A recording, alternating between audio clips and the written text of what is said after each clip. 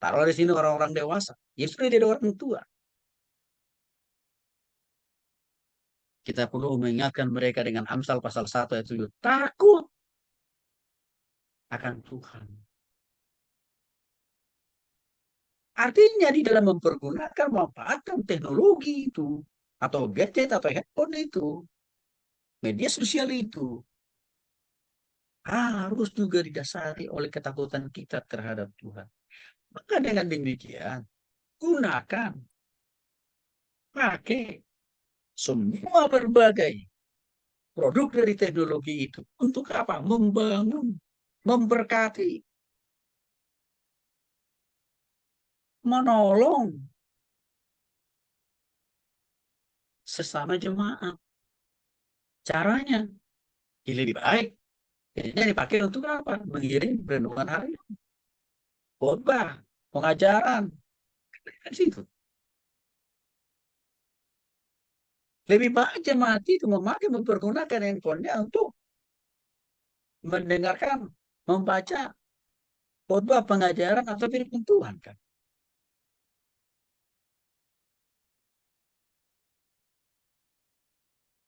Jangan dipakai untuk melihat hal-hal yang tidak penting, yang tidak berguna dan tidak bernilai. Jangan juga dipakai untuk menghina orang dan agama atau gereja lain. Kan harus ke situ. Jangan juga dipakai handphone itu untuk membuka aib sendiri. Nah, sekarang kan orang-orang kita senangnya membuka aib itu, senang sekali orang Kristen di zaman ini membuka aib sendiri. Saya kadang-kadang geleng-geleng kepala. Kancan dengan suaminya, curhatnya di media sosial. Coba. Mungkin ada solusi dari situ. Kita itu justru menelanjangi diri sendiri. Kita tuh sedang mempertontonkan bahwa inilah kehidupan rumah tangga yang sedang lagi kacau balau. Nah, ini perlu kita ingatkan loh Bapak Ibu jemaat itu. Ya kalau mau curhat, curhatlah sama Tuhan. Jangan curhat sama orang lain. Lagi-lagi orang itu kita tidak kenal. Nah, saya ada menemukan kasus Bapak Ibu. Ibu ini senang curhat di media sosial. Tapi tiba-tiba ada seorang laki-laki meresponi. Awalnya memberikan dorongan, bimbingan gitu. Apa yang terjadi? Akhirnya mereka berdua ini jadi kinlok. Padahal si laki-laki juga udah punya istri sendiri. Si perempuan juga tadi kan masih punya suami gitu. Ini terjadi loh Bapak. Maka saya tersinggung tadi. Semakin subur kok sekarang perjinahan dan perceraian itu. Akibat penyalahgunaan teknologi, bukan salahnya teknologi. Penyalahgunaan Bapak Ibu. Jadi jangan juga kita menjolimi teknologi. Teknologi itu netral sifatnya. Penyalahgunaan, berarti yang salah itu siapa? Orangnya, manusianya. Itu terjadi loh kasus itu. Bapak Ibu, itu bisa akhirnya sampai ke ranah penipuan. Ini kan sudah baru diungkap kok ini oleh pihak wajib. Baru kemarin ada puluhan orang di satu rumah besar. Ya, lebih ada 50 orang itu. Ya, rupanya mereka itu Bapak Ibu menawarkan jasa ya apa? Itu tadi curhat kepada setiap orang bermasalah. Ujung-ujungnya, ya penguasaan secara finansial.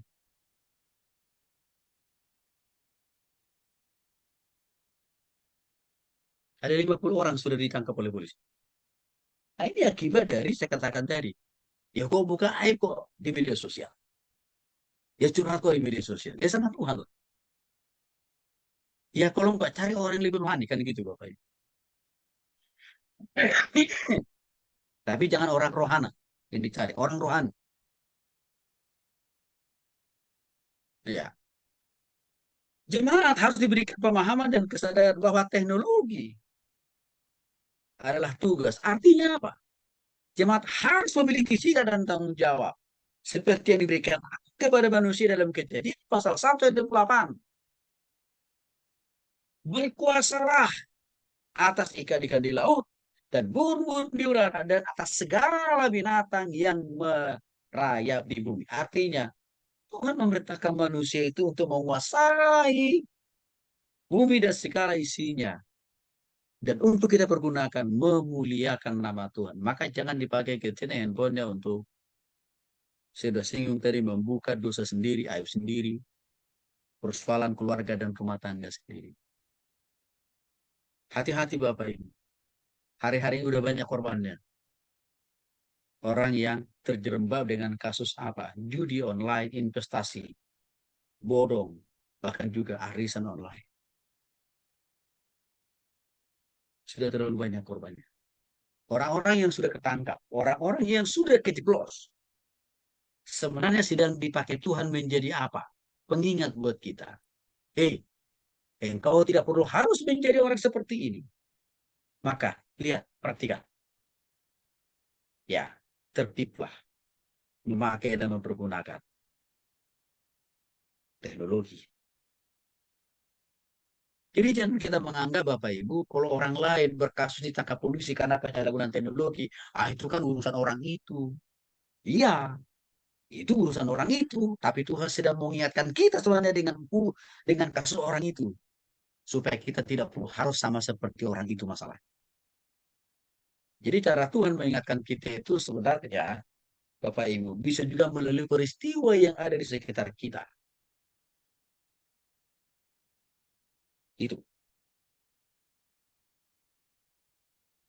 Ya, jadi Bapak Ibu dikasih oleh Tuhan Yesus Kristus, ya termasuk masalah investasi online itu.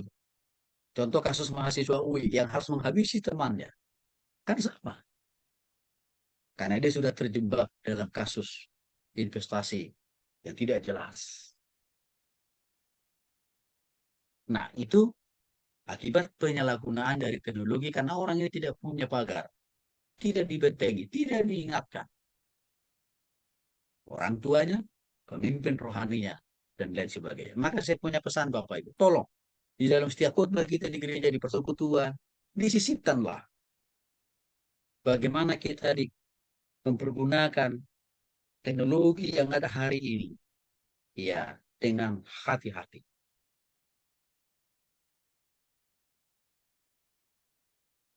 Gunakanlah teknologi sesuai dengan nilai-nilai moral, nilai-nilai prinsip firman Tuhan. Artinya Bapak Ibu dikasih oleh Tuhan Yesus Kristus, perlu juga kita singgung kepada jemaat ya, hati-hati dalam penyalahgunaan teknologi. Karena Undang-Undang ITE siap sedia untuk menjerat mereka yang menyalahgunakan teknologi. Ambil saja contohnya Tante Ratna Sarumpait. Ya kan? Sudah mengalami dan menikmati dinginnya penjara. Ini kita harus belajar. Ya, maka Amsal mengatakan hati-hati dengan mulut ya. Hati-hati dengan lidah kan begitu ya. Sekarang penjabaran daripada Amsal itu makin luas lagi. Hati-hati dengan jari jemari kita. Karena ini bisa apa yang kita ketik, apa yang kita klik, apa yang kita set, detik itu juga bisa membicarakan diri kita sendiri. Undang-undang ITE untuk itu dibuat untuk mengingatkan kita supaya berhati-hati. Ya, membuat, menyebarkan berita hoax atau juga berita bohong. Dalam kapasitas kita sebagai guru atau dosen di sekolah atau di perguruan tinggi, apa yang harus kita lakukan? Ada beberapa hal Bapak Ibu. Satu,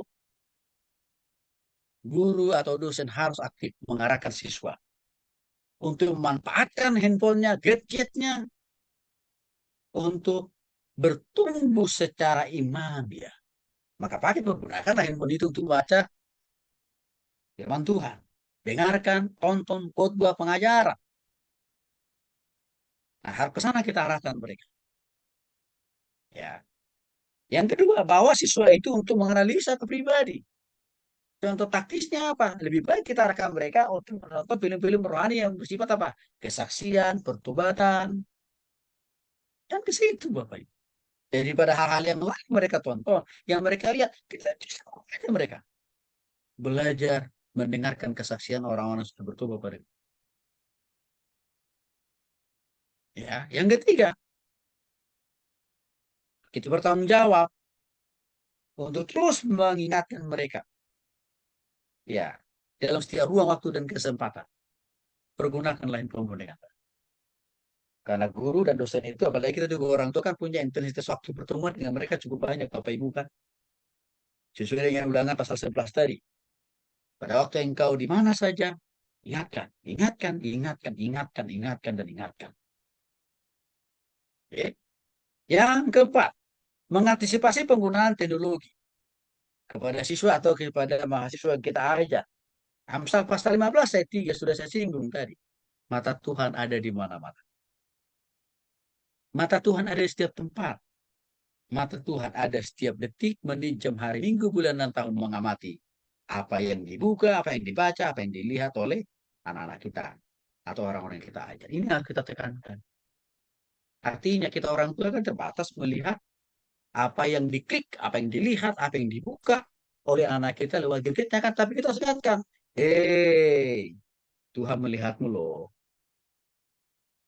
Sehingga mereka itu benar-benar ketakutannya kepada Tuhan itu ada di setiap ruang, waktu, dan tempat. Jadi bukan hanya pada waktu kita, orang tuanya ada, baru mereka, wah kelihatannya rohani. Tapi setelah kita nggak ada, rohani kan enggak. Dimanapun dalam keadaan apapun, tetap mereka rohani. Karena mereka melihat ada mata Tuhan. Melihat mereka di setiap ruang, waktu, dan tempat. Dalam mempergunakan.